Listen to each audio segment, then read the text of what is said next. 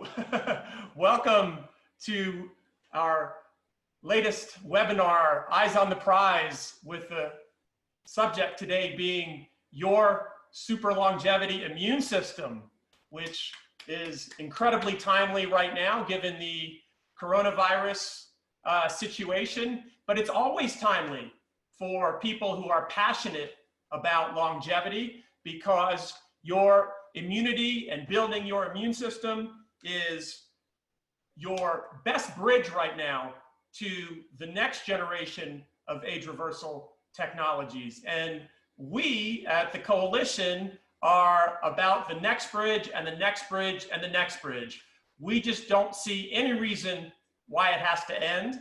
And we are actually inspired by taking the end out of human lifespan and being part of the first generation that lives a whole new experience of being alive without what James Stroll calls the tyranny of disease and death. And that means staying alive right now, living to your best right now. And it certainly means boosting your immunity to the fullest. And we've got some fantastic presenters with some really vital information for you about innovations and advancements in boosting your immunity, and you're going to hear from them shortly. I want to recognize our sponsors for this webinar, IAS International Anti-Aging Systems and Quantum Cellular Medicine. Thank you so much for sponsoring this event. We appreciate your work and we appreciate your support. And on that note, I want to introduce Dr. Thierry Hertog from Brussels, Belgium. He is the president of the International Hormone Society and the World Society of Anti-Aging. He's the author of numerous books and organizer of many special gatherings and participated in medical organizations, most of which are dedicated to fighting against aging. Please welcome Dr. Thierry Hertog. Thank you. Thank you, Joe. Thank you, Jim. Thank you, Bernadine. Thank you, Mariana, for organizing all this event. And I'm very honored to be able to speak to you, especially honored as you are so positive. And I really like this way of seeing super longevity as an extremely, even spiritual experience, I would say, because I think it is. I think it's our duty to take very good care of ourselves. And there's a lot of different ways that we need to combine all the ways. This is why just one researcher or one doctor or one person is not enough. And we all have to stick together to arrive to that stage where we can live much longer, maybe, who knows, eternally, but let's say at least much, much longer than now. And I really believe that it's possible. The Coalition for Radical Life Extension focuses exactly on two ideas: living longer and aging less, or even reversing aging, which is the title of one of my books, Reversing Physical Aging. I have experienced that it's completely possible. And actually what I say to my physicians who are students when they give workshops is that every time a patient comes to your consultation, you have to try to make the patient younger, because then you make the patient really healthier and not just a sort of palliative medicine. And so this is extremely important. But to live long, and Jim said it already, and to reverse aging, you need to have a strong immune system. We have seen this with the COVID-19. All the people who weren't in a good immune system, they die or they get severely affected, have a hard time to overcome it. And what is not said sufficiently in the media is that when you get the COVID-19 infection, there's often a sort of chronic fatigue syndrome that comes out, a sort of burnout. People are extremely anxious also after, and I have seen this, and this is all, I would say, repairable. There's a cure for it. And the cure, of course, is not just one single thing. There are different things. Now, for a strong immune system, you all have known that eating good food is important, drinking healthy drinks, not just a coffee that enlarges the prostate, gives you more heart attack and things like that. Basically, you need to drink also water. Water is a bestseller as a drink since a long time, a healthy water. And there's also nutrients that you need to take. Well, good. I hope it's not in a plastic bottle because the plastic diffuses in it. So basically, nutrients are important, but what is fundamentally important to live long and to reverse aging are hormones. Hormones are sometimes 10 times more powerful than nutrients, and we have a lot of different hormones that have different functions that can help.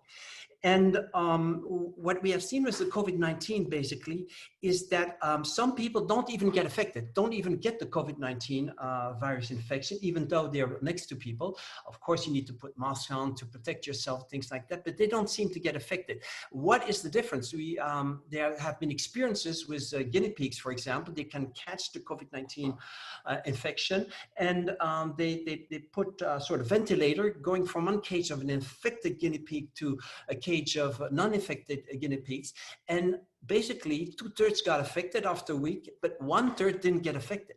What is the difference? What is the difference? Hormone levels, most and probably.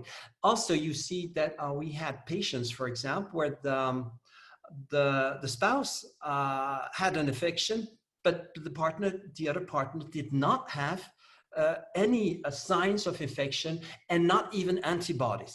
So there seems to be people with strong immune system and people that say, and I can tell you that is basically fundamentally also based on hormone levels. And so hormone therapies are secret to overcome. When the COVID-19 virus infection went out, I made 2 YouTube videos because I was so concerned what's happening, because I really believe that we already have most of the tools we need. We have them now. So I said, look, take good care, put masks on and things like that. But I talked a language that they could understand. And then a language that they could less understand was prevention. And prevention is take some nutrients, so I give some nutrients, but also take some hormones. And basically the 2 of the 3 hormones I was talking about have been shown to be the only treatments that really decrease mortality in severely affected COVID-19 virus infections. So basically, and those studies are just recent, end of May, they came out in a preliminary form. A Chinese study saying that with Thymosin alpha-1, which I sharply recommended, Thymosin alpha-1 decrease in mortality 68%. So we already have a fantastic tool when the things start getting very, very bad, but you don't have to wait till it gets bad till you get the treatment, because Thymosin alpha-1 is harmless, but boosts your immune system.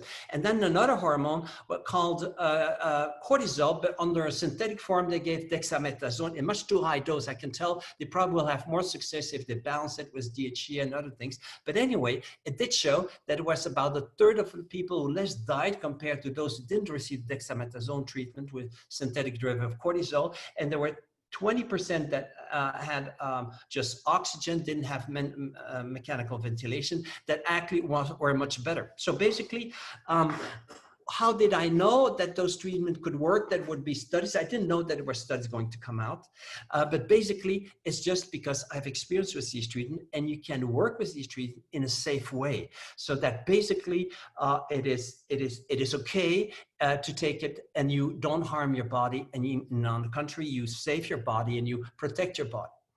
So I was really concerned with COVID-19. So I worked day and night to put together, to know everything about immunology and hormones. And we've made the whole literature review. I can tell you there were thousands and thousands of studies.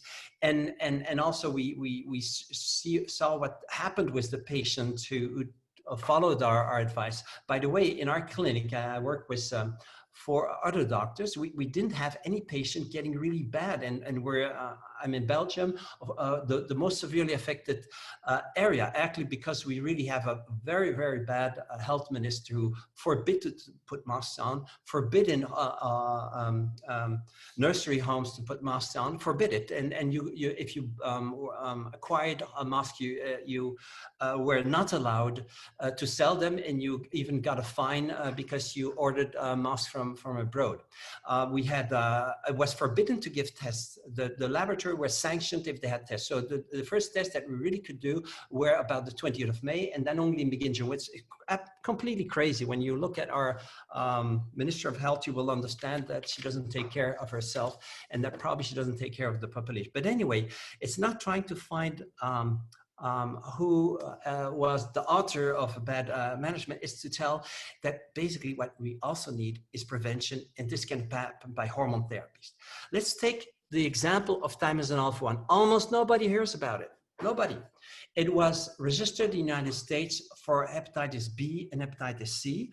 So interesting, if it's registered by the FDA, why not take it? But it's almost unavailable. And I don't even know if it's still registered in the United States, but it's registered in about 33 countries. And we get it in Belgium from Italy, where it's officially registered. This is a treatment that I had amazing experience. I was giving a workshop in Miami some years ago, and I was taking Thymosin alpha-1 as a test. And I came back home. In the middle of the night, I traveled not very comfortably in a plane. I didn't sleep well. And I forgot that Florida is warmer than Belgium in November. So I came in November.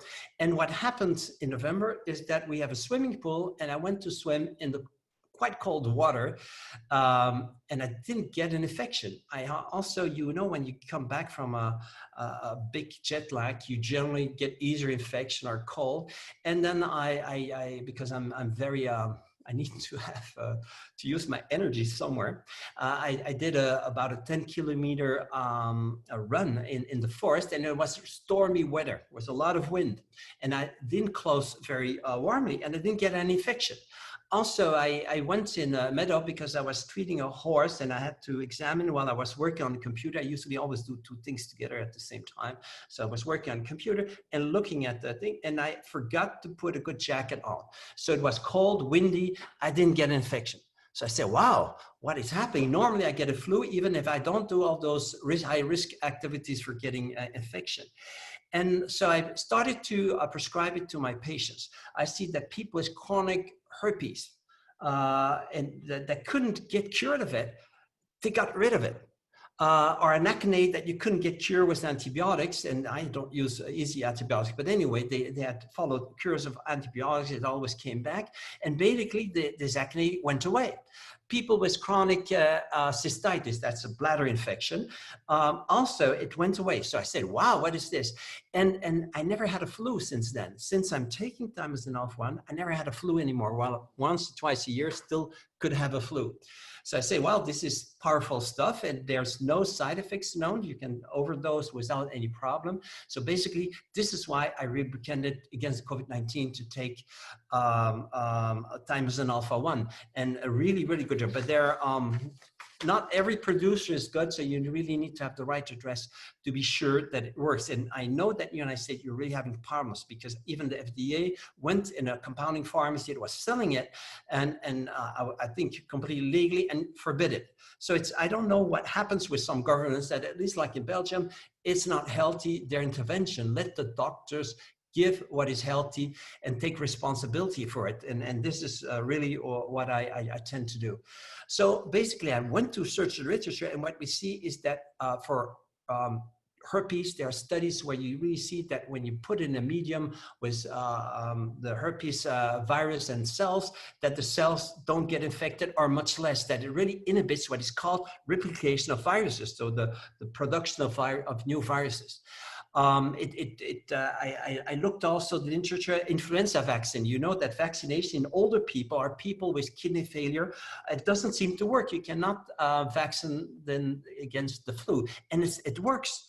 It helps them to make much more antibodies. So basically, it's really a good stuff. You have also hepatitis B and C, which are diseases where you can really die. Now there's a cure for hepatitis C. There's like a 3-month cure of an antiviral medication. Before there was not. Well, also Thymosin alpha gets very good results. It's even that way that I found about it, because I prescribed to a patient for hepatitis B, and it was so good. He said, the biggest result I had was the energy. I have so much more energy since I'm taking it. So basically, it is really very, very good stuff. I'm really grateful for the fact that it also has no side effects. So you basically can give it to people who have a disease or whatever without. It's also anti-cancer. I'm giving it to cancer patients. It doesn't cure the cancer. So don't think that it's so miraculous that it can do everything. It's just something that really helps people to be healthier and live better and live longer, which is one of our objects. And then the second treatment, let's talk about cortisol. Cortisol has a bad name. Cortisol would make you prematurely age, etc. I take cortisol every day since age 24. Here is my cortisol. I'm 63 years old, and I can tell you that thanks to this cortisol, I have much more energy, and I feel good, and I don't inflame all the time, and I don't have allergies because it really helps. So there's a healthy use, a safe use of cortisol, and then there's an unhealthy use of cortisol, and that unhealthy use is overdosing with the cortisol and not giving another hormone, which it has to be in balance, DHEA, or an anabolic hormone. Anabolic hormone means this hormone that builds up your body. Cortisol decreases inflammation by some catabolic effects. Catabolic means breaks down the body, but it breaks down the inflammation, but it may not break down tissue. So when you supply it with a protective substance like DHEA, which is also a hormone of the adrenal glands, it works better. And it works more efficiently. There's because DHEA has an anti-inflammatory and an anti-infectious effect, which is even major for some people, and including in people with AIDS. It really has some beneficial effects. It does not a miracle hormone or something, but it really helps to be healthier. So basically, cortisol is the number two. Why do the people die from COVID-19? If they die because of asphyxia, they are put on ventilators because they don't get enough oxygen. Why? Because in the lungs, there's a film, a lipid layer in the alveoles of the lungs. So the alveoles are the openings that open up where the air comes in, and then the air and the oxygen is captured in that way. But it doesn't, the alveole doesn't open up if there's no surfactant. Surfactant is the layer that is a lipid layer with fats. And that lipid layer is highly dependent on cortisol. So if you don't have enough cortisol, you have asthma, you have, it's difficult to breathe, and you can die from asphyxia. And so this surfactant, we know it from babies who are prematurely born, they don't have enough surfactants. And then the doctor, the pediatrician, hurries to give him cortisol so it improves. And the surfactant appears within 2 days, and there's a good layer, and it can save the life. But it's also true for adults. There are two hormones actually that improve the surfactant, two main hormones, but the most potent one is cortisol. The second is thyroid hormones. So let's go back to the cortisol. The cortisol also decreases inflammation, and many people die actually from COVID-19 in what's called a cytokine storm. There are too much substances made to, I would say, attack the viruses and kill the viruses, but there's too much making. It goes out of control, and those substances that are cytokines, pro-inflammatory cytokines, attack the body and damage a lot of tissues. And that is cortisol's role, is to calm down that excess of inflammation.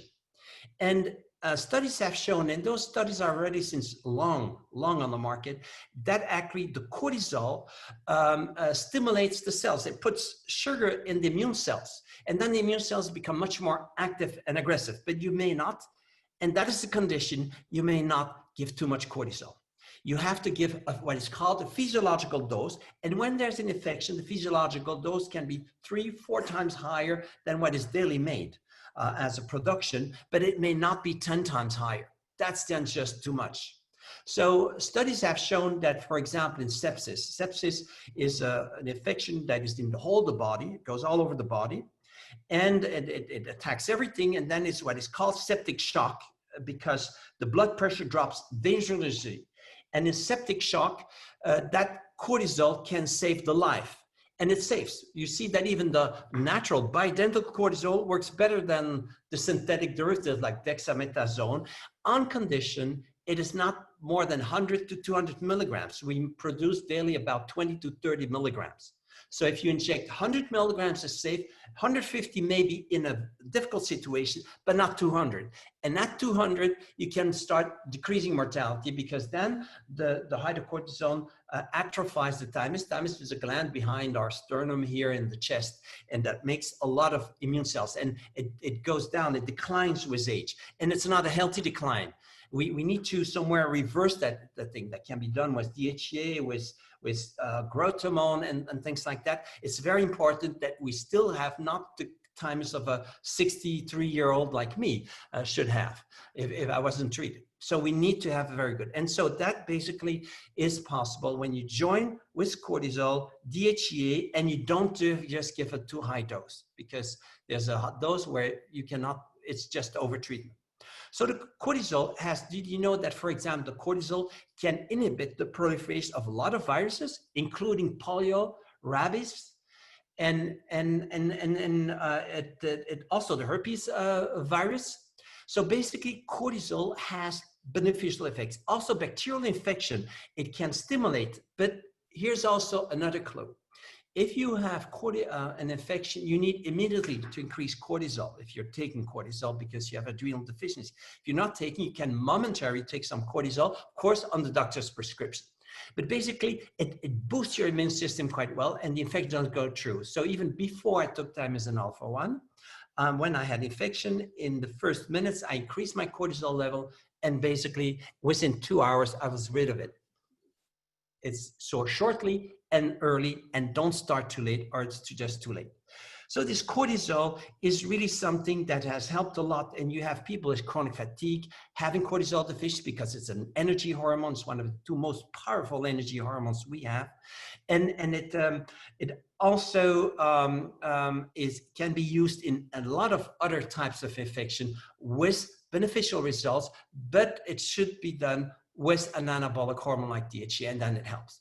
So let's go. So you see that there's thymosin alpha-1, cortisol.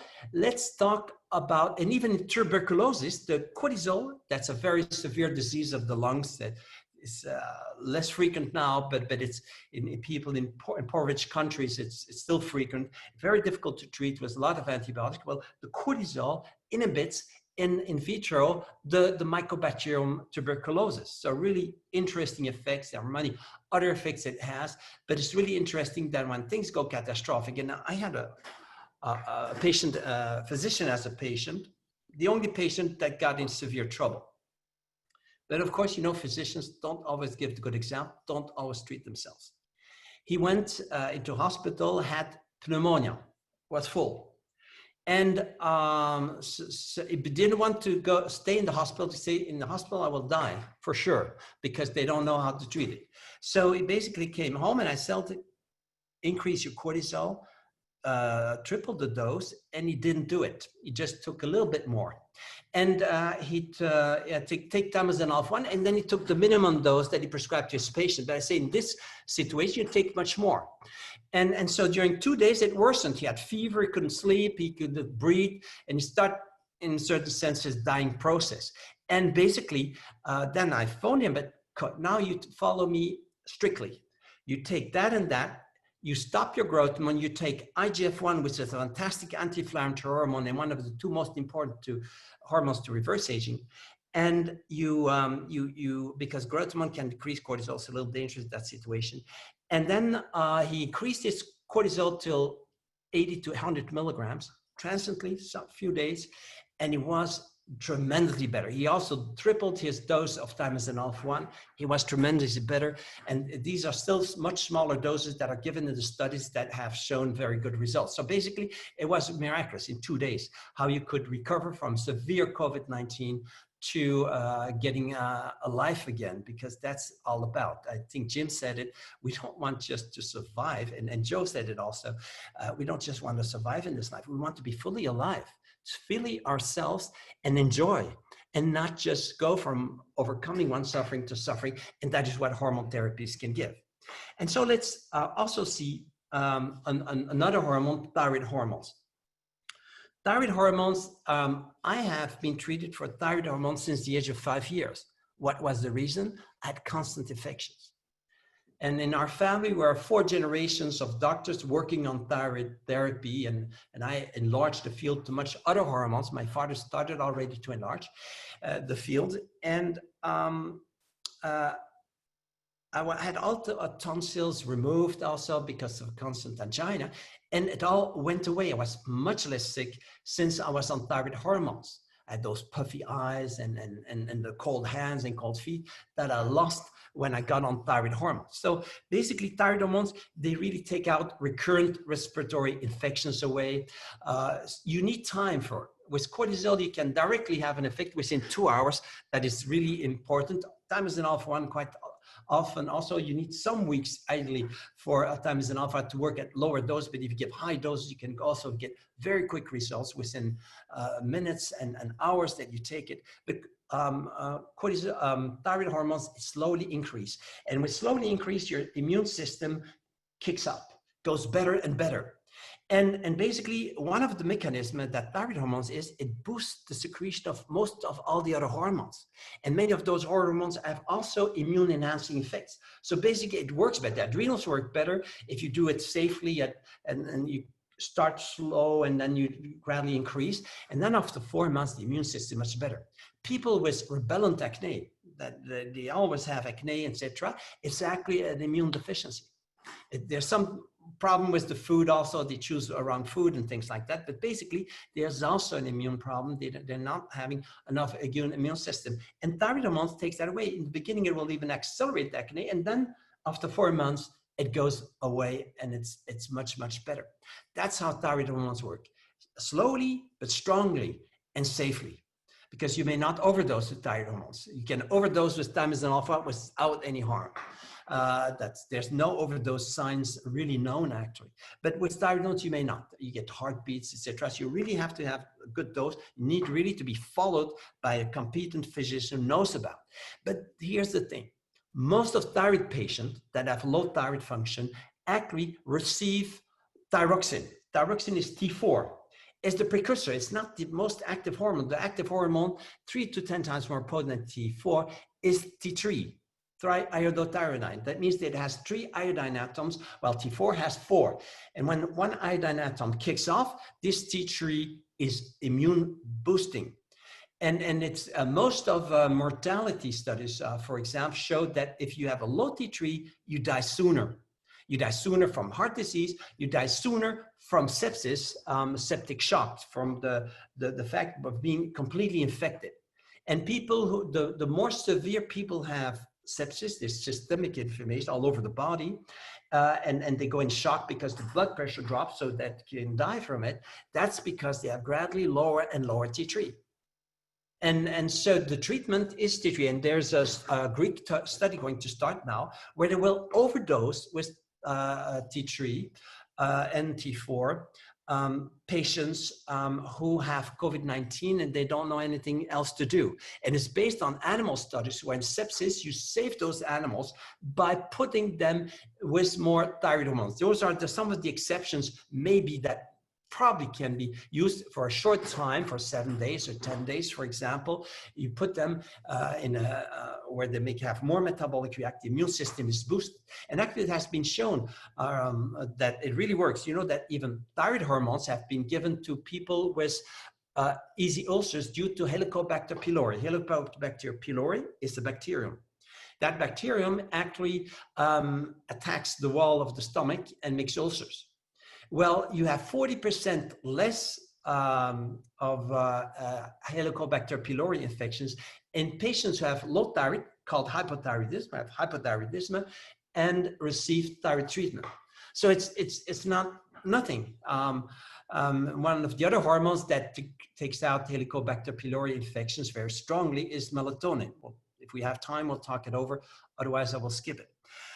So basically, thyroid hormones can boost also the immune system against tuberculosis, and that's something really interesting. Tuberculosis is really a disease that damages the lungs. And very old studies have already shown that if you put rabbits in hypothyroidism and you inoculate, you inject in them the Mycobacterium tuberculosis, the bacterium that causes tuberculosis, if you put them in hypothyroidismodose rabbits, they die very quickly and they get a fantastic tuberculosis infections. And I'm even very surprised that didn't try thyroid therapy in tuberculosis patients in a study. I didn't find any. But basically what they did see is that people with tuberculosis, about 2/3 of them have a level of T3 that is below the low reference limit. That means they're in the 2.5% lowest values of a population.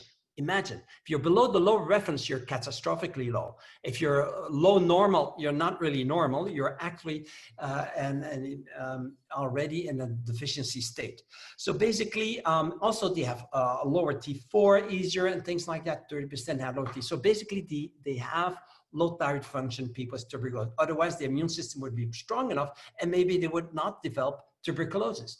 So it's really interesting how all these hormones can interact, and these hormones are often not very expensive. Some are expensive. Thymosin alpha-1 is expensive, but some are not. Thyroid hormones are not really expensive. Cortisol is not expensive. And then let's talk about melatonin, for example. You have in the United States the honor to have one of the greatest pioneer in melatonin. Melatonin is a small substance made in the pineal gland, somewhere in the head, where it is secreted at night to make you sleep. And during the day, it's secreted in intestines to protect the intestines of inflaming. It's an anti-inflammatory hormone, a potent one, and against what is called free radicals, little electrons that damage your tissues. You may not have too much. You may have some because that's some normal life process, but you have to be protected against them. And that's melatonin. So the liver secretes, for its own use, melatonin. And many intestinal cells, the concentration in intestines is very high. It's high in the pineal gland, it's high in the intestines. And so some of that that is made in intestines, fluids in the blood. And so what we have during daytime is melatonin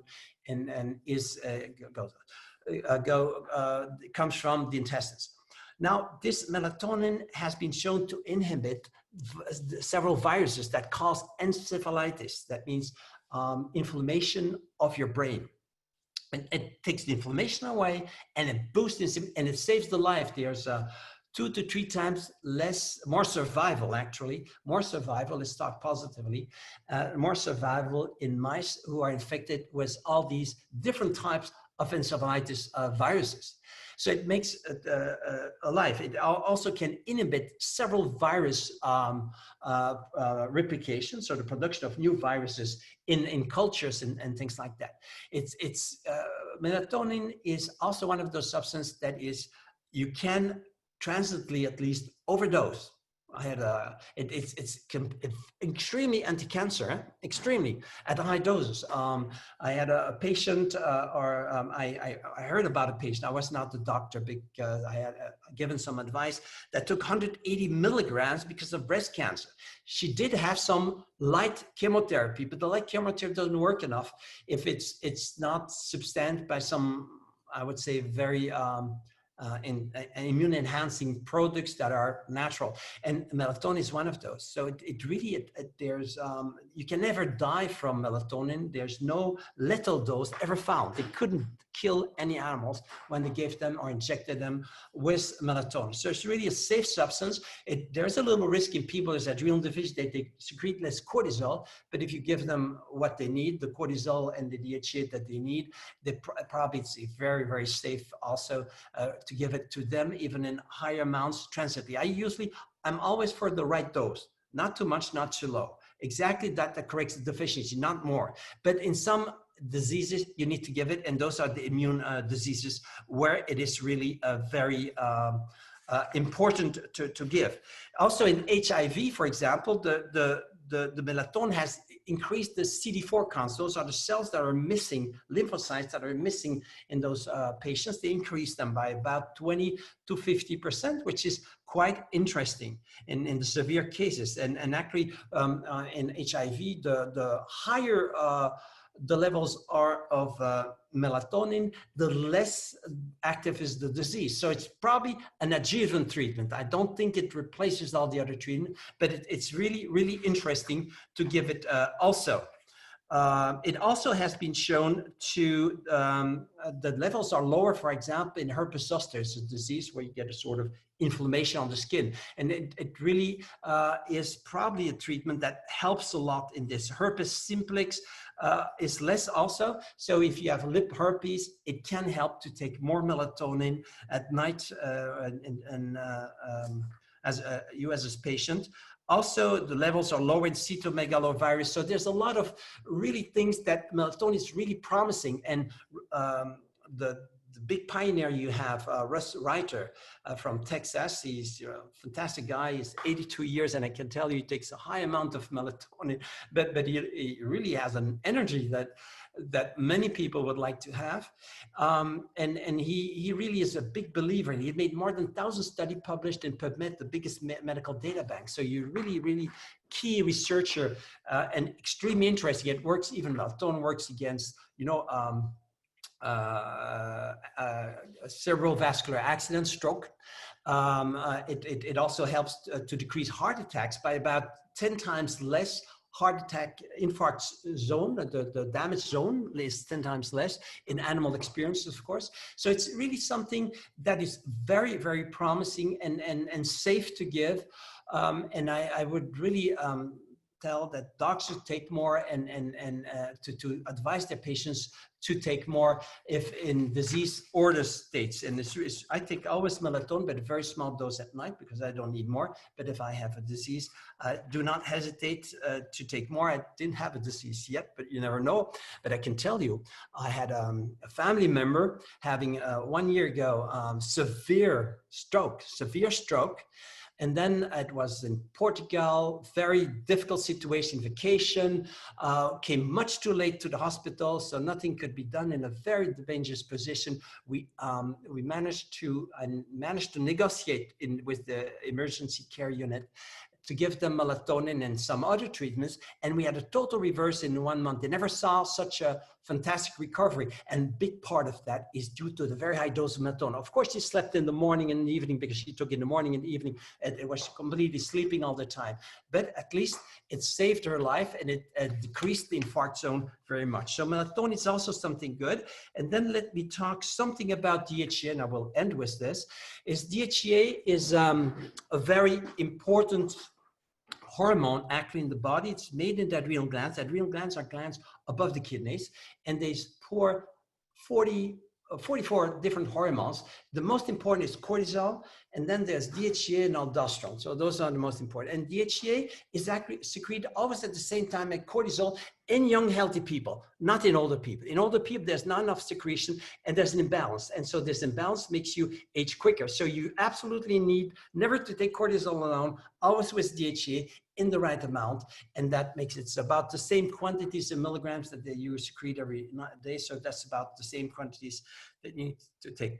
And DHEA has been shown to be almost like zinc. Zinc is a trace element that inhibits almost any type of viruses. You give zinc, it inhibits. It intoxicates actually the viruses. It inhibits and inhibits also. It's also good for bacterial infections, but against acne, for example. But DHEA has also this potency. It can also inhibit the AIDS virus, for example, the HIV, human immunodeficiency virus, and there are even derivatives that have been made, but the DHEA that is not a synthetic derivative, DHEA works also very good. So why not take the DHEA? And this DHEA has been seen that the lower the levels are in HIV patients, the worse the disease is.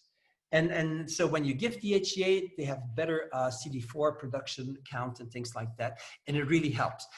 Again, I'm talking that it's not just one miracle hormone exists. If you combine all the hormones, you have better efficacy. What we want to do, we want to have the best, not half best, third best or something. And that is to correct all your hormone deficiency. And for that, you need to have doctors that correct the whole balance. And that is possible. That is really possible. Maybe I'll just say a little word. There's many more things. Do you know that even DHEA can protect against parasite infections because it's immune stimulating and bacterial infections. But one thing it does not do well, it can give acne. So you need again to be careful not to overdose with DHEA in people who are susceptible to acne.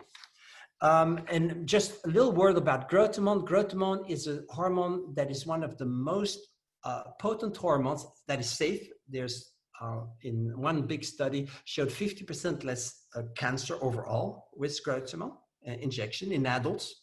There's the most, this is the hormone that has the most scientific background support. And that hormone is stimulates the whole immune system, all the aspects of it. So you can also give it, there's only one little problem with growth hormone. It can decrease cortisol. So you may not give it to a person who have low borderline, low cortisol, who are not treated with cortisol. So it has to be a little balanced. So basically this is what I want to say. And then maybe if I can share with you here, let me see for the Zoom, share the screen. Yeah, share, if I can show you some slides here, is that for people who want to have books, there are books you can find here on like the Hormone Solution for General Public, Passion, Sex and Long Life. It's actually a book on oxytocin. It's and then the Patient Hormone Handbook. Oxytocin, the hormone of love and orgasm. And the Patient Hormone Handbook is really a detailed book where patients have a way how to treat them. This is the Hormone Handbook, is actually a book that many physicians have now. There's over the 15,000 copies sold. And it's really a very, very specialized book where you have 18 hormone therapies. Then there's my latest book is Testosterone Therapy with all the references you need. And Reversing Physical Aging, that's exactly the book that is really here on most of the topic. It shows you how you reverse scalp hair loss, how you reverse facial aging, how you reverse the senses, hearing, eye loss, and things like that. And you see that for books in USA, you have a link, ucpprx.com. And for other countries, you go to the Hertog Medical School. Just put that on the internet and then you find the books. And also the Atlas of Endocrinology for Hormone Therapy, really very practical. And that gives all pictures of people with hormone deficiency, or 20 hormone deficiencies and 19 hormone excesses. And then I want to tell you about something that's really deep in my heart, is that there is, I'm starting now because to do teaching by webinars in cooperation with FRA International University. It's located in Miami, it's located in Barcelona and Belize. And doctors, it's for doctors and maybe pharmacists can do a university degree for it. We also have CME and CPD credits. Also, normally it should be for the United States too. It is a 2-year training program with maybe an additional 30 years, but you can also just do a model of 2 months. And a model like the immune model will be the first one. And live webinars and online training. So it's all due, so there will be interaction with question and answer sessions. Really interesting. You can get the coordinates at the Hertog Medical School. And this is the email contact if you want to have contacts. I'm doing also another webinar that will talk more about this on Wednesday at the same hour, next Wednesday week. Now, I think, do we still have time for questions? Is it Joe or you? Yeah. Hi, Dr. Terry. Thank you. Great presentation. Wow, great job. Really, yeah, really interesting. And I find it amazing as often as I'm exposed to different modalities and protocols and people doing this work, that there's always something new. And so thank you for sharing some really information that's new to me, and I think new to a lot of us. And I also want to add that Dr. Hertog is going to be speaking at RADFest, and obviously he has more to share, so another good reason to attend. We have just a few minutes for Q&A, and there's several questions here. We will share those questions with Dr. Hertog, and perhaps he can answer those on the Q&A slide, or I don't know what you call it in Zoom. Well, look here, was cortisol tested on COVID patients? Yes, it's a study in Wuhan. And Wuhan, that's the center where it started. And actually what's so amazing is that not only patients died 3 times less when they were put on the protocol of cortisol, it's a smaller study, where about 70 patients and half of them taking, cortisol, it's cortisol. I was talking about Thymosin alpha-1. I wanted to tell you that the whole team took also Thymosin alpha-1 and was not, didn't get affected. They didn't even have antibodies. They were so good. Now, was cortisol tested on COVID? I have no study where the bioidentical cortisol was tested, but the dexamethasone is a cortisol substance. So basically, it has been tested on the form of synthetic derivative. The dose is really high. 8 milligrams is not a small dose. Usually you give 0.5, 0.3 milligrams to get what is called the physiological dose that is similar to the daily production. So let me just jump in with you, Dr. Hertog. So perhaps some of these questions, if you have time, you can answer in writing and everybody can see those answers. But I want to run a few questions to you while we have time. And you know, the cortisol thing is so interesting because, as you say, we all learn that stress causes high cortisol levels, and it's damaging and so on. So what about if you're a really stressed out person? Is cortisol therapy still good for you, or are you like giving yourself that treatment with your own stress? Give you the example of a person who has adrenal deficiency. So that person needs cortisol. That person will be highly stressed because this is the anti-stress hormone. So I give cortisol to those patients, but I give enough DHEA and also other hormones that can protect against any side effects of cortisol. And then it works out well. What happens is that when a young person gets stressed, he doesn't prematurely age because he secretes at the same time cortisol and DHEA. But in older persons, the DHEA production drops sometimes 10 times lower, and the cortisol production has only dropped 20 or 30% lower. And then, of course, you have an imbalance. And then if you give cortisol, you will aggravate the situation. So it's a question of balance, and finding the right doctor can find the right balance. And speaking of finding doctors, can you advise people in the States, I suppose, or what's a good way to find a good doctor for this? Do you know? Do you have an answer for that? Well, a good doctor, there's in America, you have what you call the American Academy of Anti-Aging Medicine, the A4M, and they have a list of doctors who know more. The problem of cortisol is that there's a movement in that they don't want to give cortisol. And so you are in the States, you had the biggest pioneer of cortisol, actually, who wrote books about the safe use of cortisol called William Jeffries. And he really advocated a right treatment. So you need to find the organizations who are more open to his theories, where people who would like to go on cortisol should buy his book, Safe Use of Cortisol, can buy it on Amazon.com. And there's also, I think, a movement called Advanced Medicine or something like that, that in the States can be available. But otherwise, it is a hard task. What we're going to do is we're creating the International Hormone website with all the scientific references, and we'll try to have a list of doctors with the hormone therapies that they can prescribe. So be a little patient, maybe it takes 6 months, a year, but we'll probably have a good website there, International Hormone Society. And here's a question about melatonin. Is it possible to take melatonin in lesser doses during the day to stimulate the production for the gut? Is that a strategy also? You just take it at night. If you have a lot of gut problems and melatonin deficiency for the gut, that is with a lot of spasm. You know, the children, for example, that have terrible spasm the first 3 months of being born, after being born, that's due to melatonin deficiency. They have a melatonin deficiency. They don't cycle their melatonin correctly, and then after it goes better. So basically, you could give a small dose, but it can decrease your cortisol production. So if you have a swollen face and things like that, no risk to take some small dose, but a very small dose. But otherwise, I wouldn't advise it because it will lower your cortisol. And if you take at night melatonin, which is the right time, then it's much safer, and it will also have some good effects for the intestines. Super. Can you talk about vitamin D3 and COVID-19? Is that do you recommend that, and at what levels? I highly recommend it. I had a good training for vitamin D from two of the world's experts, and they give doses. They say you need 10,000 international units per day for a normal person. That's completely safe, no calcium problem with it. And if you do a lot of sports, 20,000 units. And most health recommendations for 400. So you need much more. It's really safe, and you can follow the levels in blood that it doesn't go too high, but even higher than the upper reference range slightly is of no danger. So 10,000 units is good. If you get infection, you go to 50,000 units during 5 days, and then you go down. So each time we came into contact with somebody who had COVID-19, here the whole team, because our clinic stayed open, took during 5 days between 30,000 and 50,000 international units, and it was okay. Super. Well, thank you so much, Dr. Hertog.